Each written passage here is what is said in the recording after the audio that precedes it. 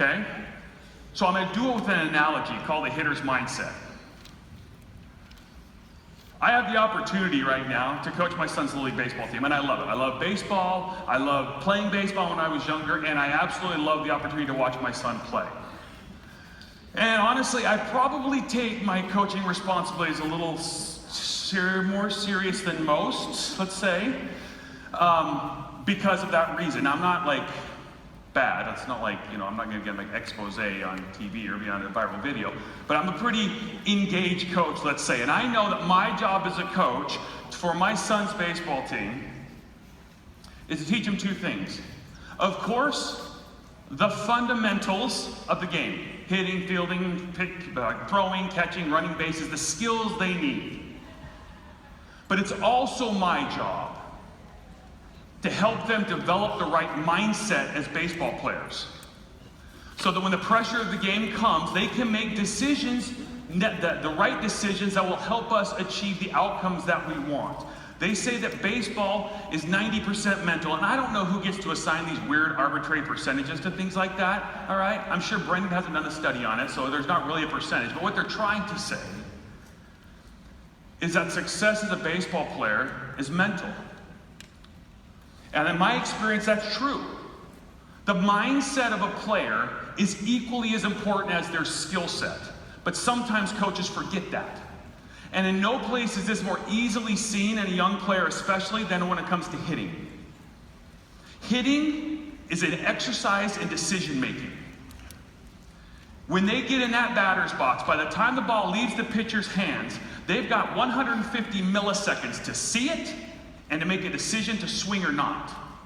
There's no time for hesitation. They've got to decide what they're going to do and act. And so we talk to our kids a lot about being mentally tough, being mentally strong, having confidence when they're hitting. In fact, when we do practice, this is what I do. I'll go to practice and I'll take my hat off and I'll stick it in the middle of center field. And I'll tell the players, anyone who can hit a ball past that hat will get a candy bar. A very healthy candy bar. Maybe.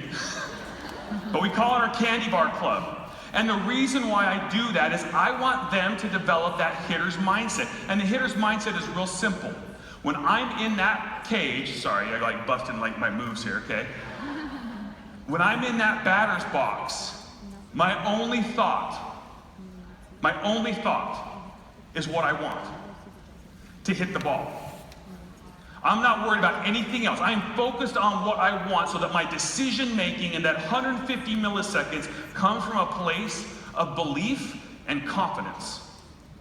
And you see the kids do it. I want to get a candy bar, and they're in there and they're swinging hard, and they're not worried about missing it, or if it's a ball or a strike, or what their friends are going to say, or what's going to happen after the game. In that moment, all they want to do is hit that ball past my hat. And as a consequence, they execute much better. When games come, though, it's interesting. The game now comes along, and for a lot of these kids, they lose that hitter's mindset. They feel the pressure of the moment. And they get in that box, and I can tell that they're not coming at it from a place of focusing on what they want. They're coming at it from a place focusing on what they don't want. I don't want to strike out.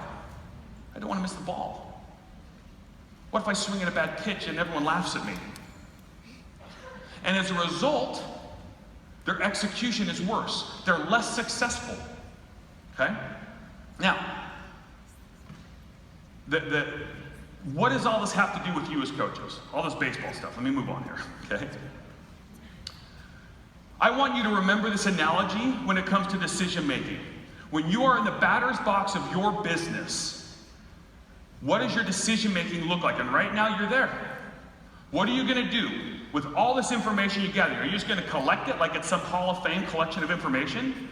Or are you going to do something with it? Decision making. 3 principles of decision making I want to cover right here. The first principle is I want you to understand what's driving your decisions. I want you to be consciously aware of that. I want you to take a moment sometime while you're here and be consciously aware of what's driving the decisions that you're making.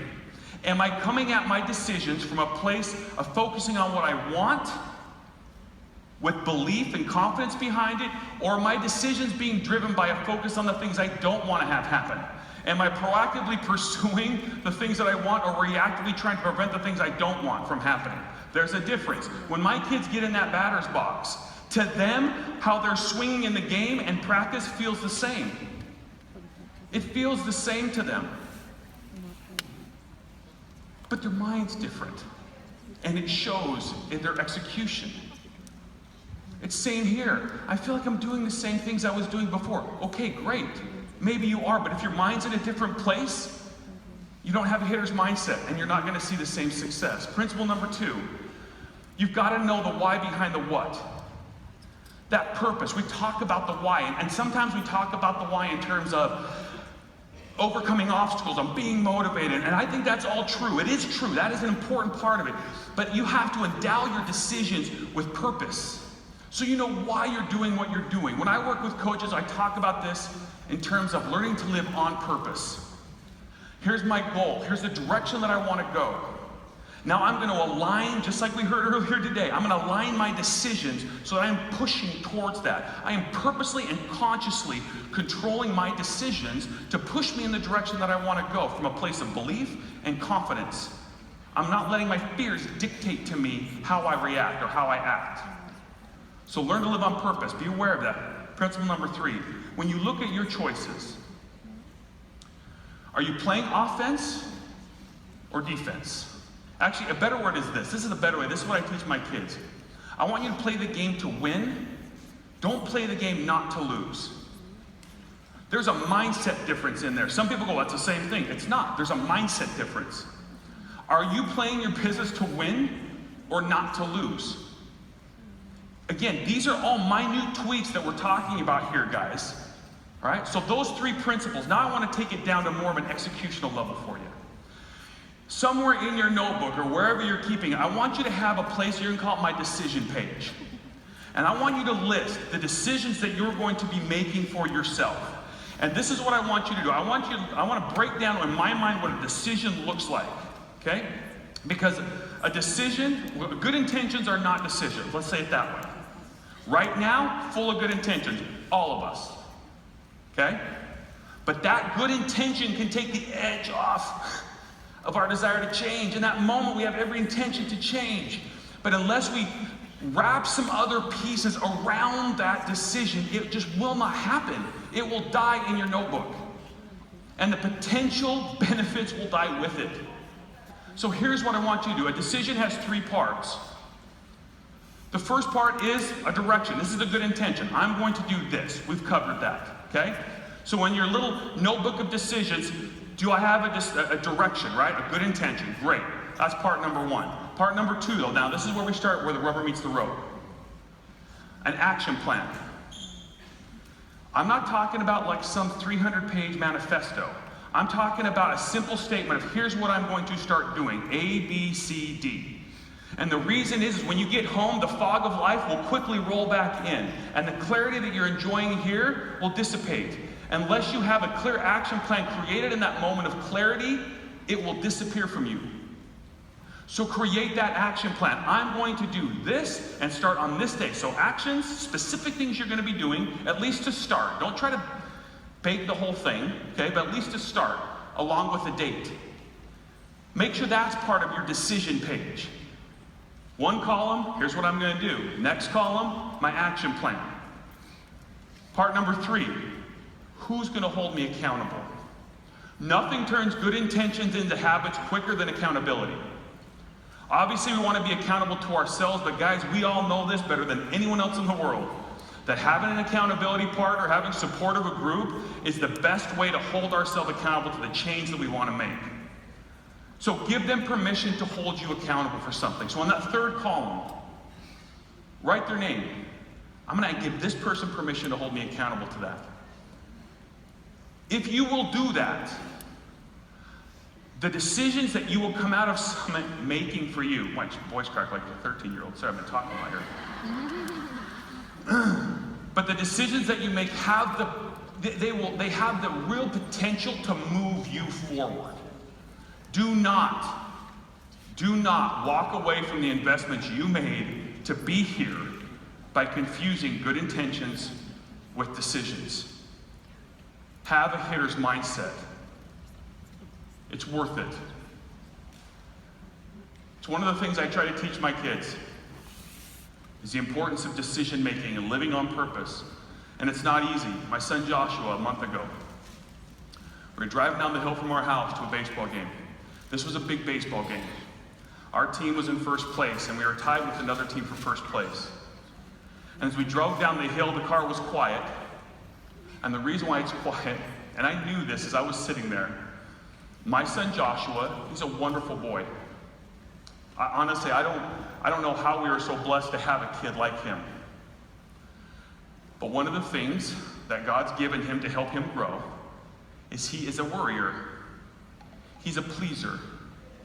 He really, really gets caught up in making mistakes. He'll do 100 things right and one thing wrong, and he fixates on that one thing, and especially in team sports when he feels like he lets people down.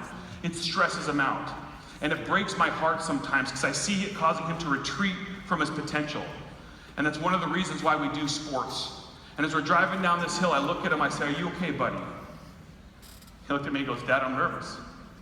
And I said, "I know you are, sorry. I know you are." I said, "I'm too, it's okay. Everyone gets nervous." He goes, "Dad, but what if I mess up? And he started kind of confessing some of these things that this 11-year-old kid is harboring in his heart.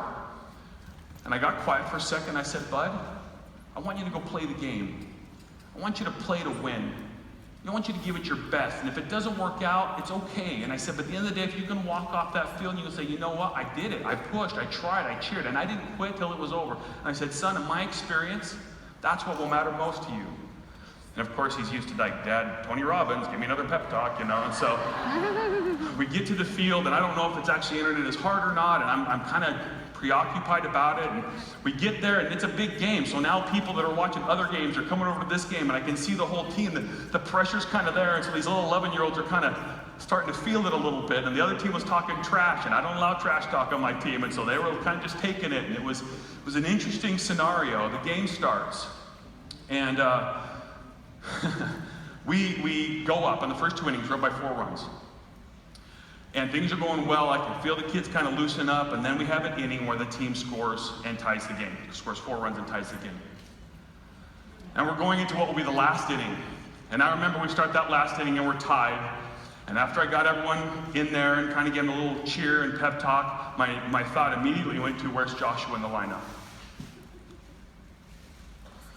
And as a confession, my heart was like, I hope that he doesn't have to get up this inning, because this is a big moment.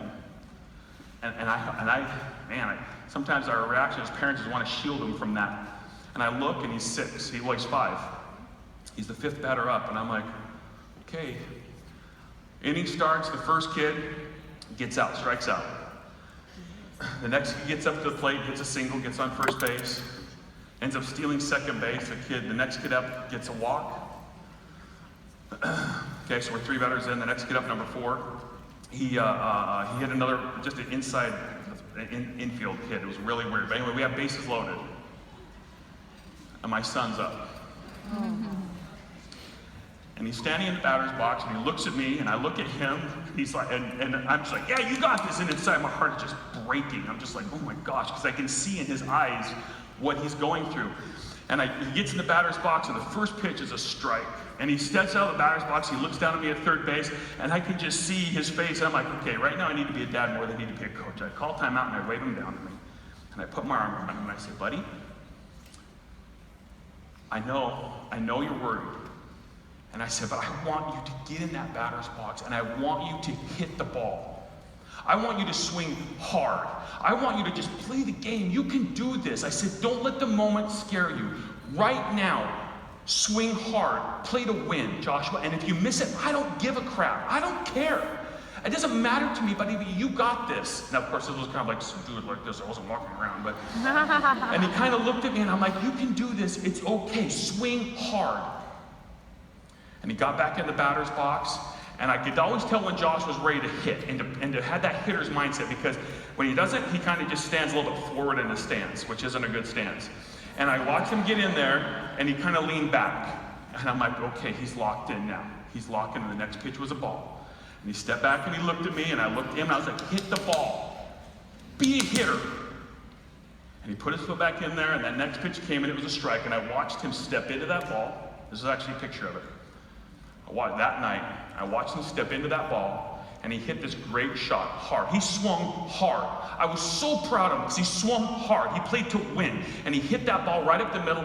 We win the game, okay? And we're walking off the field, and he's feeling like a champion. He's feeling like, I mean, for my little guy, this is like the biggest thing ever. And we're walking off, and he does this to me every once in a while.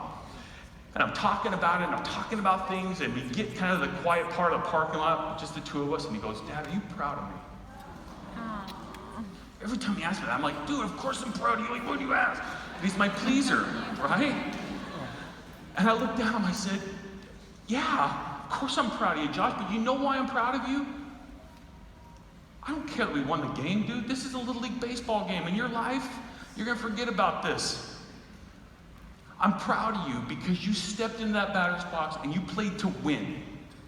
You had the mindset of a hitter. You wanted to play. You didn't let the moment shrink from you. And Joshua, in your life, that will matter more to you than winning that game. That's why your dad's proud of you. Coaches, when you are in the batter's box of your business, that mindset is so important. The decisions that you make coming out of Summit can change you if you will make them correctly from the right place. And I think one of the things that we can all do a little bit better with is making sure our mindset is right with our decision making, that it comes from the right place, that we have that hitter's mindset, you guys, okay? All right. So, thank you. I was like, and I forgot to bring my card. All right. Thanks, Andy. All right.